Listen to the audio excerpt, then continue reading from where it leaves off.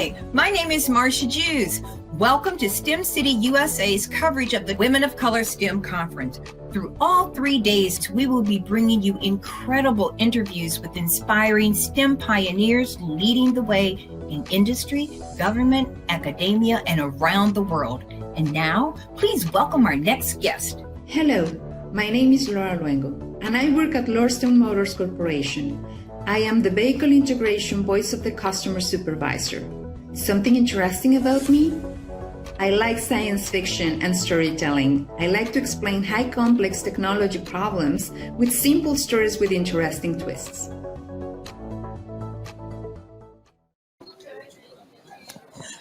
Welcome, Laura Luango. Thank you. Thank you for joining us today. Oh, thank you for the invitation. This is wonderful. So talk to us about your career and how you decided to get into engineering. What's going on in your life for you to take that as a career path? Well, back then I wanted to study theater. So it was very in line up with dance classes and music classes and stuff. A couple of professors realized I was really good in physics and maths. I didn't know, but all my life I was good at it. It's just nobody highlighted it. My parents just went blank about it. Like, well, she's good. We're not going to pressure her for good notes because she already have them. But nobody imagined I could go through engineering because most of it, none of my family have gone through engineering in both sides. On my dad's side, they were lawyers. On my mother's side, they dedicated to the field. So at that point, my professors pretty much gave me a little bit of curiosity. Then I did the research. I was like, I can make money in something. I'm not good at it. So that's how I decided to go for the STEM fields. It was challenging. Of course, I didn't have the background because I realized this when I was in high school, a little bit too late to swap from human resources and from arts all the way through engineering. But I still catch up in a couple of years and I was able to study a career. So would you say that the basis of that education within your school system, was it that how did you manage that math and making that math transition and understanding what was going on in that whole science environment? How did you separate that from that whole artsy experience, right? Yes. And bring that to fruition? Yeah, no, absolutely. In the Mexico's school system, from junior high, there is separation already. There are going to be classes after the school that are going to be dedicated to arts or some technical skills development. But at some point, you take that division. You go through arts or humans or mathematics and science, and there is no other way where to go about it. But when I went into high school, I was doing human resources specialization and I wanted to do arts. And all of a sudden, in the last semester, just in the last minute, I swapped into STEM careers. That meant when I went to do my bachelor, it took me an additional year to catch up with all the other peers that were doing not also good at math and physics, but hands-on in projects related to. Right. And that's hard to even understand. So now you have to really not only pay attention in class, but that time that you are at home, you've got to really spend it catching up. Absolutely. So luckily I was good in maths, but what about all the other things? Vectors, imagine figures in space and all those things. No, I had to study additionally with my professors, extra hours, putting myself there 12 hours. And I was already working in my family's company. So what type of company do they have? Oh, my dad had a little company of training, let's say. They were giving conferences and classes of leadership and other things like that. A little bit of technical classes to the industry overall. Okay. So some automotive industry was already part of the customers of my parents, and I worked closer with them. So later on, I was like, hey, I swapped into STEM. Where do you think about giving me a job later? So there was a little bit of the connections, and very young. I was 9 years old when I started working with them. Wow. So at that point is where I learned to sit on the table, talk with the people. But I was a kid. It was just a game. When I swapped into STEM, it was so different because I wasn't prepared for it. Getting in a room where most of them are men. Right. Right? Right. My mom was scared. scared. They're all men. They're gonna hurt you. I mean, you should be worried about them because I was very, very rebellious, and I was out of place. Um, but at the end, it was good.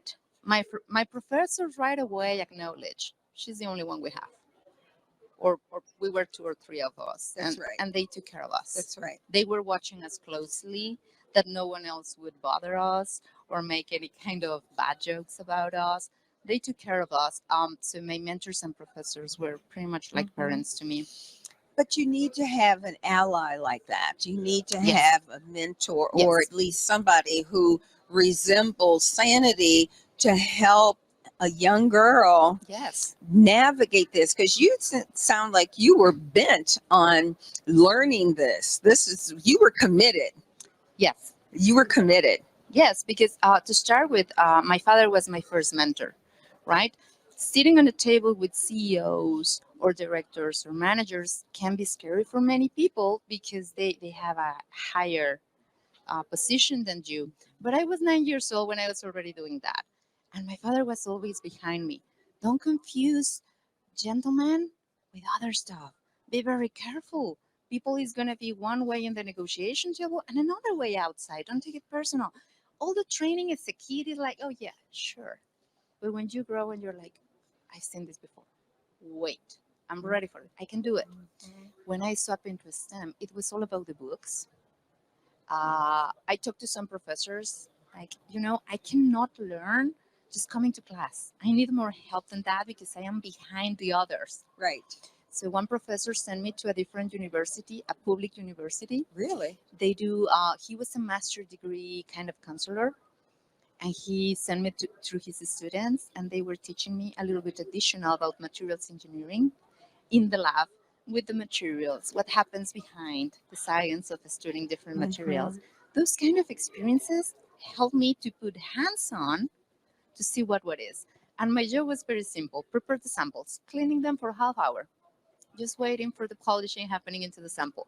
But just being there in between so many smart people, it's contagious. Yes, it is. Because you then are desiring to reach where they are. Exactly. You see those opportunities for your own personal growth. Right. Right? So I was probably working with my parents at very hours late at night because that was not an excuse for me. I started working at 9 years old. For them, it was like, you keep going, girl. You going to college is not an excuse to do not help here and keep learning. Right. Right. That's right. But I was going to school in the mornings, in the afternoons, traveling in Mexico City. This is crazy. I traveled probably 1 hour, hour and a half to the other university Wow. to work 2 or 3 hours, then coming back at home at night.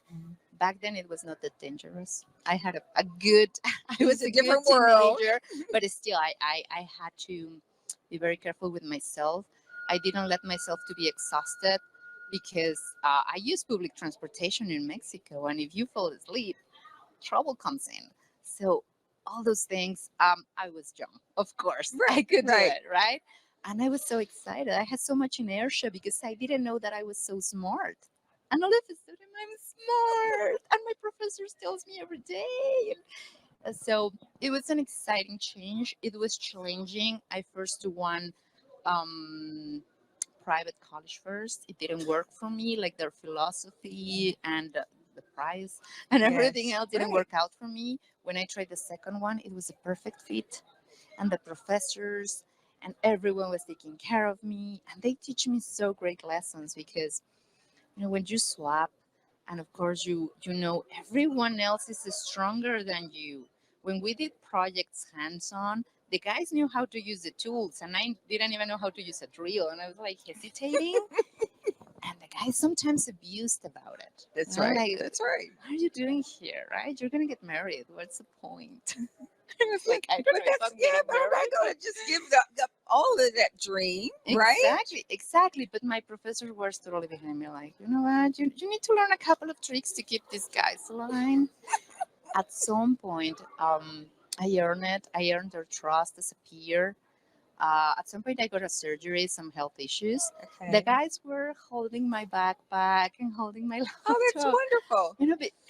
But they were- that's that appreciation and respect. exactly because That's at right. some point, I've been never an A plus. I have to say that.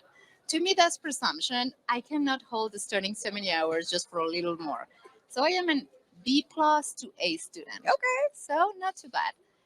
But I end up explaining many things to my peers because since I had to study extra to catch up, at some point I was the best at it, understanding. I knew that I needed to go faster than the others because they already have an advantage over me. So I managed a couple of tricks here and there. There was a professor when I was learning 3D CAD, and he told me, you know what, women, you're not wired for this because Oh, it's three-dimensional. right.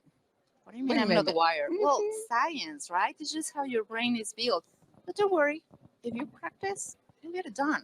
He was right. Yes. I just practiced additional hours and I made for CAD engineering about 5 all the way to 16 years of my I career. love it. I made a lot of money out of it for something that I was not wired for biologically, Right. right? So I know every girl can do it. I do it with my own daughter. It's like, Mhm. I don't care if you're not wired, you're gonna get there. It's just That's a your, little you practice. must do this. It's right. muscle.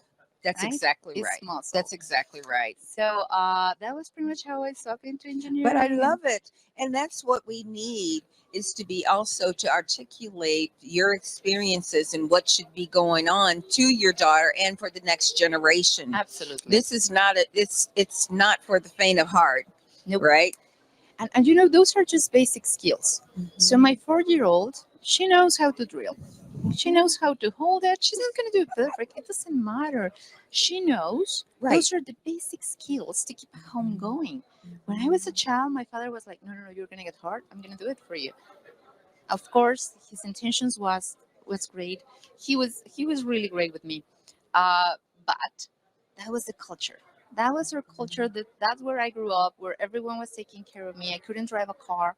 So when I was 21 years old, I decided to go on my own for classes and buy I my love own it. car, I right? love it.